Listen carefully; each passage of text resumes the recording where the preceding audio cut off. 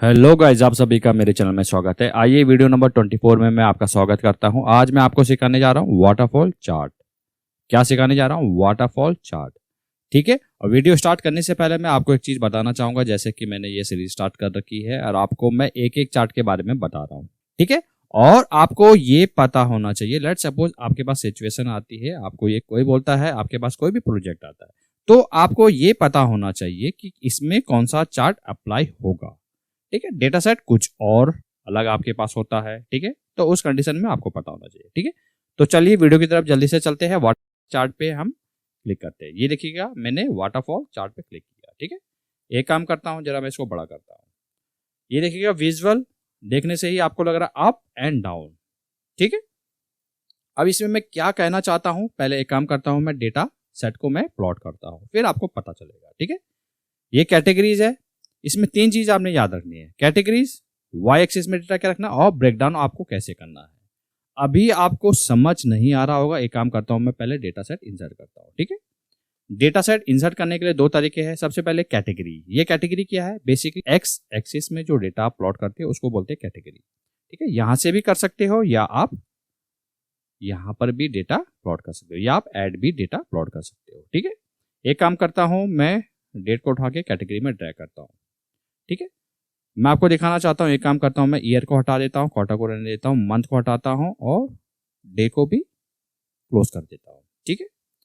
Breakdown अभी मैं थोड़ी देर बाद आपको बताऊंगा, पहले मैं वाई एक्सिस में डेटा रखता हूँ। ठीक है।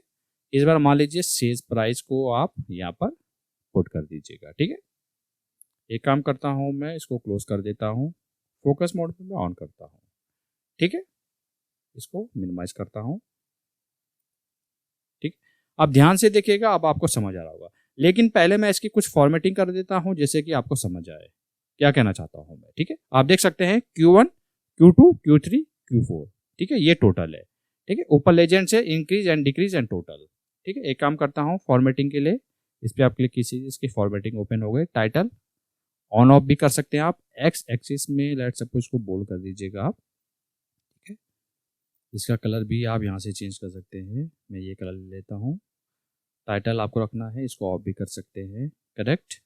ठीक है। वाई एक्सिस में जाते हैं, इनको मिनिमम मैक्सिमम को आप एज इट इज छोड़ दीजिएगा। वैल्यूज में जाइए, आप बोल्ड कर दीजिएगा, आप फॉन्ट साइज बढ़ा दीजिएगा, कलर आप डार्क ब्लू ले लीजिएगा। ठीक है। अगर आप ये वाली वैल्यूज को चेंज करना चाहते हैं तो आप ये डिस्प्ले यूनिट को नन कर दीजिएगा। अब आपको समझ आएगा। ठीक है। यहाँ से भी आप चेंज कर सकते हैं। ठीक है।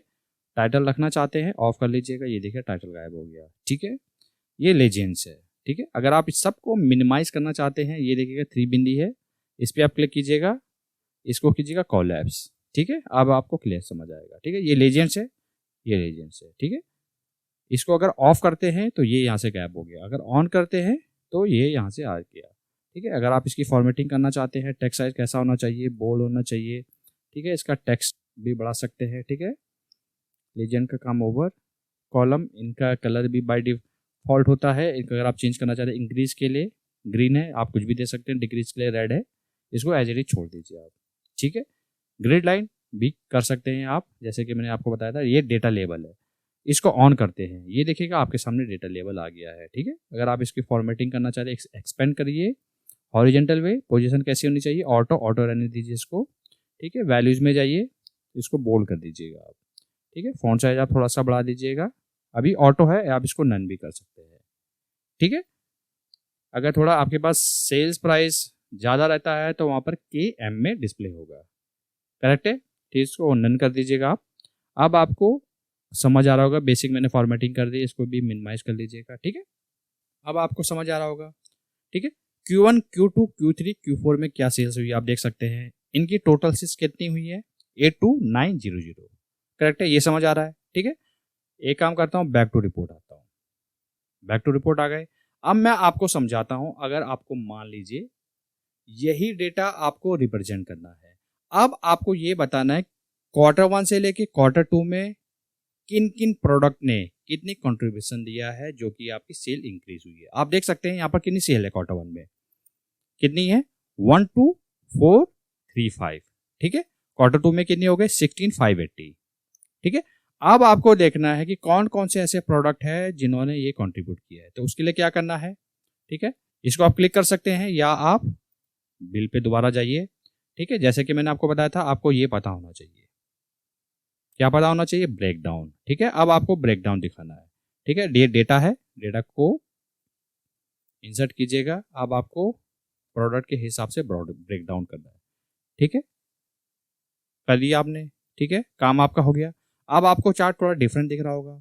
ठीक है, पहले आपको दिख रहा होगा Q1, Q2, Q3, Q4। अब आपको क्या दिख रहा है, बीच में क्या है, ये है प्रोडक्ट्स। क्या है, प्रोडक्ट्स। करेक्ट है। एक काम कर लीजिएगा, इसको मिनिमाइज कर लीजिएगा, इसको भी मिनिमाइज कर लीजिएगा। एक काम करता हूं मैं, फोकस मोड पे ऑन करता हूं। अब आपको अच्छे से दिखेगा। अब मैं आपको अच्छे से समझाता हूं। ये देखिएगा, प्रोडक्ट के नाम लिखे हुए हैं। ठीक है, अब ये अदर क्यों लिखा हुआ है इसके बारे में मैं आपको बाद में बताऊंगा। ये अदर क्यों लिखा हुआ है, कौन सा प्रोडक्ट है। सबसे पहले ग्रीन का क्या मतलब हुआ, ये इंक्रीज हुई है, यानी कि Q1 से लेके Q2 जितना भी सेल्स है, ये देखिएगा, आप देख सकते हैं अच्छे से। पहले कितनी सेल्स थी Q1 में, 2778। अब कितनी है Q2 में, 6509, यानी कि कितना चेंज हुआ है, 3731। आप देख सकते हैं अच्छे से। करेक्ट है, टूल टिप में ये डिस्प्ले आपके सामने हो रहा है। ठीक है, ये ध्यान से देखिएगा, ये देखिएगा इंक्रीज हुआ है। VTT प्रोडक्ट इंक्रीज हुआ है। आप देख सकते हैं ये अदर को इसने क्या हाईलाइट किया, येलो, इसलिए यहां पर आप देख सकते हैं अदर को क्या बोला इसने, येलो। ब्लू का मतलब टोटल, रेड का मतलब डिक्रीज। डिक्रीज कैसे हुआ, कितनी सेल थी इसकी Q1 में, 3770। ठीक है, Q2 में कितनी हुई है, 1215। आप देख सकते हैं चेंजेस कितने हुए, -67% में चेंजेस हुए हैं। ठीक है, ये प्रोडक्ट का नाम है। ठीक है, अब मैं बताता हूं कि ये अदर को अगर आपने हटाना हो तो कैसे आप हटा सकते हैं। एक काम कर लीजिएगा, फॉर्मेटिंग टैब को ओपन कर लीजिएगा। इसको क्या बोलते हैं हम, ब्रेकडाउन। ठीक है, ब्रेकडाउन से पहले सिंपल क्वार्टर आ रहा था। ठीक है, अब मान लीजिए ये देखिएगा ब्रेक डाउन का सेक्शन है, इसको आप क्लिक कीजिएगा। ये देखिएगा मैक्सिमम ब्रेकडाउन कितने हैं, 5, 1 2 3 4 5 6। लेकिन आपके सामने तो 6 प्रोडक्ट है, यहाँ पर 5 दिया हुआ है। तो आपको क्या करना है, यहाँ पर कर देना है 6। ये देखिएगा अदर गायब हो गया। ठीक है, एक काम कर लीजिए, दोबारा से 5 करते हैं तो ऑटोमेटिक उसने सब में अदर करके दे दिया है। ठीक है, अगर आप इसको डिसेबल करना चाहते हैं तो इसको 6 कर दीजिएगा। अब सारे के सारे प्रोडक्ट यहाँ पर डिस्प्ले हो रहे हैं। करेक्ट है, अब इजिली ये वाला चार्ट आप किसी को प्रेजेंट कर सकते हैं। अगर लेट सपोज किसी मैनेजमेंट टीम को आप रिप्रेजेंट करते हैं तो ये दिखने में भी सही लग रहा है। अब आपको अच्छे से समझ आएगा। आप देख सकते हैं यहाँ पर Q3 से लेके Q4 तक जितने भी आपके सारे प्रोडक्ट है, सब ने कंट्रीब्यूशन दिया है, प्रॉफिट में इंक्रीज हुआ है। यहाँ देख सकते हैं Q2 और Q3, 3 प्रोडक्ट ने तो आपको इंक्रीज दिया है, लेकिन 3 ऐसे प्रोडक्ट है जिन्होंने डिक्रीज वे में सेल प्राइस आपको दी है। ठीक है, तो ये वाला डेटा जो है आप आगे रिप्रेजेंट कर सकते हैं। ठीक है, अगर आपने वीडियो यहाँ तक देख लिया है तो वीडियो को जरूर लाइक कीजिएगा, और ये वीडियो जो हो सके वो ज़्यादा से ज़्यादा लोगों के साथ शेयर कीजिएगा ताकि उनको भी सीखने का मौका मिले। मिलते जल्द नेक्स्ट वीडियो में।